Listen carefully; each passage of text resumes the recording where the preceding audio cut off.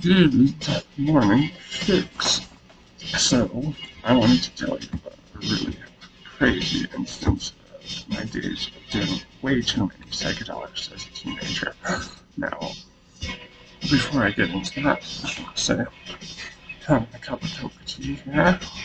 Um, this stuff is, yeah, not hot cocoa. This is coca from coca leaves. You know what they make cocaine out of it. Yeah, it's perfectly legal. I hang out at the place I get it all the time, Leaf Cafe, and just also a mushroom dispensary. Great place in Vancouver. Um, Now, I also wanted to give a shout out to Geo Unknown, who was, I believe I saw a comment from him saying that, more music in the background. So I found some, just copyright music or copyright free music. But I also remember, or seem to recall him saying in a comment that him, her, I'm not entirely sure. Don't mean to make any assumptions. You are who you are, or whatever. But I seem to recall this individual saying that they make music as well, and they'd be happy to let me use it. Which, I have no trouble finding copyright-free music, but I would be more than happy to hear your tunes.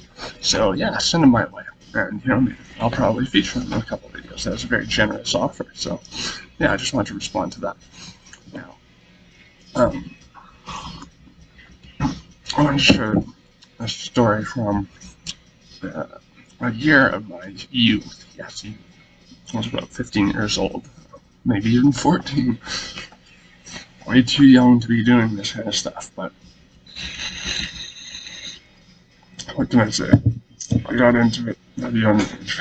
But so for about a year of my life, it was the thing to do between me and a couple other friends to get 6, 7 grams of mushrooms up to 9.5 grams of mushrooms, which is the craziest experience I've had. That 9.5 grams is full-on archetypal alien abduction style experience, but I'll get to that story another time because this is a good primer. Now, this was the second time I'd done like a high dose like that. I think the first time was 5 or 6 grams, and that was pretty wacky. Like, the reason I liked it back then, I liked those high doses, those heroic doses, is as a kid, you don't really have much of a concept of what existential dread truly means. And I think psychedelics kind of catalyzed that in me at a fairly young age.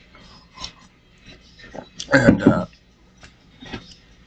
it was, still a couple of years after this happened. I think it was after my, 40 hit LSD trip that I really started to realize, what death was, what insanity was.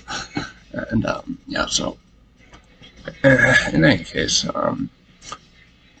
back in the days where I was doing these high mushroom doses, it was just fun to watch the world change into the most alien thing ever. It was this zaniness. I often compared it to like a Japanese TV show, like one of those really just like hyperbolic, super in your face, almost cartoonish, but filmed in a live action style Japanese shows. And it also, like, I found the mushrooms that the dose would make cars all look really boxy, like those Japanese cars. Or they could be Chinese, I'm not sure, but they didn't look like little boxy vans. You don't see them around very much anymore, but all cars kind of look like that, and I thought it was hilarious. Um, now, so this was the second time, and we were at this really nice condo that my friend's mom owned, and she didn't mind us like doing drugs and stuff there because she did all these drugs herself. But in any case, so it was me and 3 other people, and we all did the same dose. A couple of people did it in tea though, and I don't think they got quite as high as me and one other person. Um, but and this was by no means a bad trip. This was a fucking fun trip. This was amazing. This was outrageous, but there were instances that were like, what the hell? Because there was, life as it does.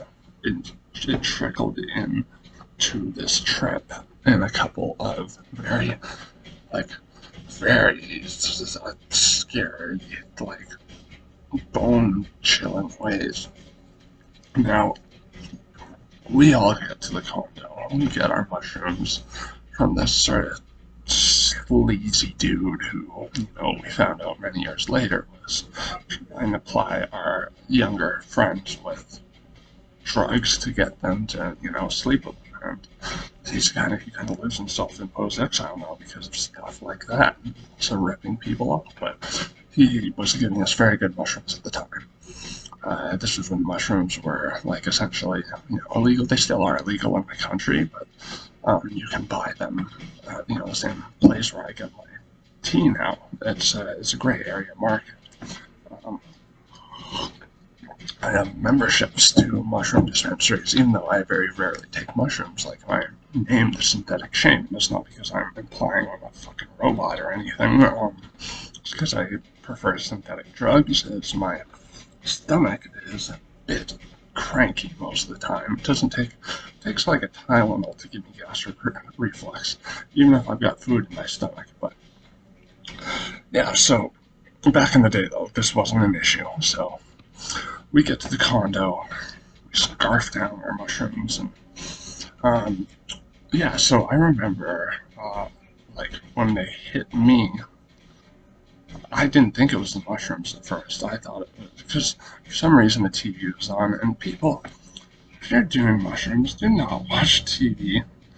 It's a very weird experience. Like, I've watched televangelists on that 9.5 grams mushroom trip, and they're growing black eyes on their foreheads every time they said something that was clearly a ruse or a lie. And well, another thing, everyone looks old on TV when you're on mushrooms. I don't know what that is. It's very strange. I think it's the mushrooms going, hey, this isn't real. Don't focus on this. Could be wrong about that. I'm not sure. I haven't really sat down and thought about it. It's just the first thing that came off the top of my head. But I had David Letterman on, and I remember he was introducing a guest, and his suit at the bottom started going. That was the only part of my vision that was really affected. And so I started looking at my friends. I'm like, guys, you see this? When does this dude ever do live effects on his TV shows? And I've watched I don't know, it's a moderate amount of David Letterman because I'm a very big Warren Zevon fan, And David Letterman really, really was a fan himself, so he often had Warren Zevon on. So I know that, he didn't incorporate CGI into the show. But everyone's like, no, dude, you're just starting to trip, man. And so I was I looked down at the, this was before we had sound bars, and it was one of those kind of stereo boxes that you use to turn up the surround sound, and it was it had that boxiness to it. I mean, it was already a rectangle, but had that very, very linear, defined boxiness that all the cars would have. That effect I was just talking about. And so, I was like, okay, yeah, this is it, here we fucking go. And, yeah, so, we go out to smoke some weed, some cigarettes on the front porch. Yes, I started smoking at 11, so, this was a fairly regular part of our lives, and couldn't do it inside, obviously, in my friend's mom's house, I want to be a respectful guest and all that. So I was looking up at this concrete pad that was essentially at the bottom of the deck above me, and I see this representation of an infomercial going on in it, and I've rarely had hallucinations like that, but there's all these globular people, and they kind of holding up products, and they had, their little, ShamWow guy type microphones on, and look at this, and how it melts and sort of fall apart, and yeah, look at that. I mean, I wasn't hearing them talking, but I was watching it, and I was like, this is cool as hell. And so, we got inside, and like, we have that, serotonin rush, and we're like, oh, guys, I love you. I'm so happy to be with you and share this experience with you.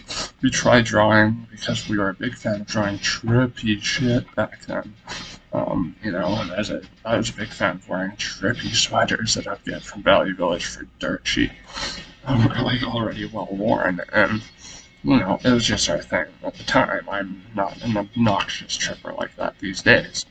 Plus, I don't do stupid doses like that. I actually don't do mushrooms at all. I do 4-ACO DMT instead, which I actually prefer. Not only because it's easier on the stomach, but 4-ACO DMT. It's got some of the most complex visuals I've ever seen on a hallucinogen. But I digress. Now, we're in there, and we get a call from this friend of ours who... It's weird, because we didn't necessarily love him like we were loving each other at that moment. He kind of represented a lot of stuff that we didn't really like let me just overindulge in stuff like that. And in any case, he turned out to be a relatively cool guy, but I think being under the influence of psychedelics and stuff at this guy's house, and his house was very filthy all the time. I remember once I went into his fridge and I saw a dead cockroach, or a cockroach. This is all I saw, anyways, in his butter, and I was like, dude, there is a cockroach chilling in your butter. It was like a stick, where maybe like just a couple little pieces were just shaved off, and he was like, it's okay, dude, it's dead. Like, does that make it any better, man? Anyways, so this guy he got into, and I personally wasn't fully aware of this at the time, but not until this night, but he was taking very, very dirty press caps, because they were, $5 a pop. And in his logic, they were a cheaper way of getting high and smoking weed every day, which, came back to bite him this night out of all nights. And so we get a call from him. My friends are like, oh no, should we pick this up? I don't necessarily want to talk to him. And like, whatever, let's hear him. Let's tell him how crazy our trip is at this moment in time. So, pick it up, and here's kind of this, hey, start name, what's going on? He's, oh man, like, I think I'm dying, dude. And I was like, dude, what did you take, man? You're probably just tripping. And he's like, no, man, I took some caps, and, like, all I can see is whiteness, man. Like, this is bad. And we're like, dude, call an ambulance, man. Like, do you want us to call one for you? I mean, we're not exactly in a state to do that, but, we don't want you dying on us. And he's like, no, man, I just need to talk to someone about it. Just need to wait it out. And, I'm like, no, dude, like, and his dad looked above him, and like, dude, at least call your dad. We didn't have his number, we would have done it ourselves, but we talked to him for a while, and he's obviously flipping out. He's like, I can't see, I can't move, like, I can barely, well, I guess he can move enough to dial the phone, but that's about it. And so, we're like, call your dad, dude, call your dad at least. Your dad is constantly giving you drugs and constantly telling you about getting high and shit like that, so he'll understand, because he doesn't want a dead son, And so, we talked to him for about half an hour, listening to him moan and groan, like, thinking he's having like a death rattle. Because it was like weird noises he was making, and being on mushrooms, didn't help those noises sound any less foreboding. So we get him to call his dad and hang up the phone, and then we have this like communion with ourselves where we're like holding hands and like accepting that he's gonna be dead, because we thought, bright white light and stuff like that, near-death experience was all very much in conjugate with that. His description, the noises he was making, sounded like he was on his last legs, And so, we had to go through this phase of acceptance that he may very well be dead and we may never talk to him again. It was weird because we came to a point of, like a culmination of that acceptance and like moving on. And after that, the night just got crazier, and it wasn't because we were tripping. Like, there was stuff we saw that, like, weren't shared hallucinations. We went to try drawing again, and we couldn't draw worth shit. I remember we heard this, because we left the patio door open a little bit. We heard this, like, scream, just this. It was something you'd hear as like a stock scream of a woman, just howling bloody murder, essentially. And so we go out on the patio, and we see these like I don't know, 4 or 5 people running down the street. I don't know, it could have been more, it could have been less. This was a long time ago. Very high, obviously. And so we're like watching this happen, trying to collectively deduce what the hell is going on. And so they're going. This was a street that was on a very like nice block in an area that was usually very busy during the day, but at night it was just dead and there's no one there. And so they take off and they're like running for their lives, it looked like. And then we see someone else run up to a person who's like just getting out of one of their condos and getting in their car. Or no, this person came up on a moped, I think. And they stop by the car and they say something to this person. This person's like, shh. They very exaggerated gestures, and they're very frantic, and they both take off. The guy in the car and the guy in the moped at the same time. They don't wait for the dude in the car to get out. They just and the guy in the car is right after him. And so, watching, we're like, what the heck is going on? And then a couple more people just start running down the other side of the street from the same way all these other people are coming from. And we look, and like this was some horror movie shit. I'm telling you. I love horror movies, man. I've always loved horror movies more than my friends, so like, but I know they're like fiction, and some may be like loosely based on real events, but Texas Chainsaw Massacre, for example. And so in this dimly lit block, we see this character just sort of standing in the shadows, like half illuminated by one of these street lamps, which, the street lamps in our city, I think they've been updated since, but they would have this very, like, weak yellow glow. And, we could hear the buzz of these street lamps. Because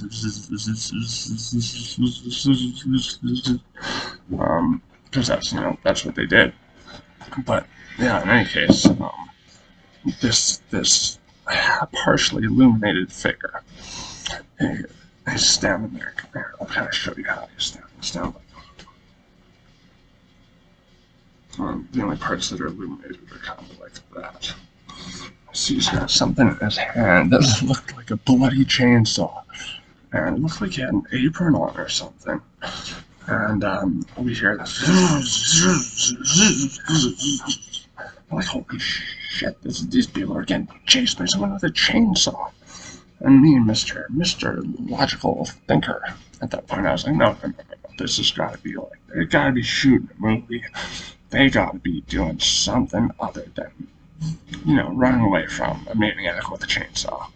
And this guy steps out from the light, and he's got this thing. He's going down the block, and he's kind of upright like,